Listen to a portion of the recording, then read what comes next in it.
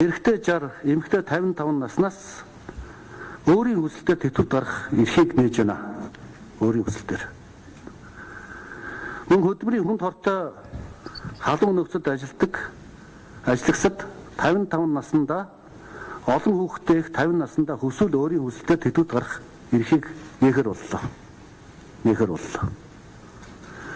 Бас тэр хүн өөрөө цаашаа үргэлжлүүлэн ажлыг бол тэр хүн өөрөө ажиллах ийм боломж нь бас олгож байгаа. Нэг ёсондоо сонголт хийн. 50 нас, 55 нас, 60 нас хүрээд за би одоо ингээд тэтгэвртээ гарлаа гэвэл тэр хүн гарна. За би тэтгэвртээ гарахгүй бас хөдөлмөрийн хамт олон дотор сайхан ажилламаар байна.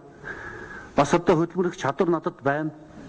Одоо ингээд шууд тэтгэвртээ гараад гэртээ очиж төгжигдээд байшин гадаа даадуу тоглол суугаад явах үү. Энд одоо бас нийгэмдээ зүтгэхийн залуучуудад тусламэр болъё гэж бодож байгаа хүн бол цаашаа үргэлжлүүлээд ажиллах энэ боломж нөхцөлийг бүрдүүлсэн.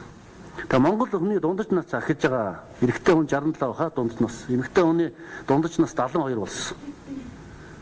Богдооны засгийн газрын үед хүн амын тоолгыг удаа дундаж наслыг тогтооход эрэгтэй хүний дундаж наслт 35 байсан шүү. Тэгээ одоо бол 67 нас болсон байна. Тийм учраас ер нь одоо бас тодорхой хүмүүс бол цаашаа ажлын хөдөлмөрлөе гэсэн юм одоо бодолтой. Тэр хүмүүст нь сонголтыг олгож байгаа. Дээр нь тэтгэврийн насыг одоо юуг сарыг жилд 6 сараар нэмжсэнийг бид нар жилд 3 сараар нэмэхэр болголоо. 6 сарыг 3 сар болгож байгаа. За энэ асуудал одоо ингэ шийдэгдэж байна гэж ойлгож байна.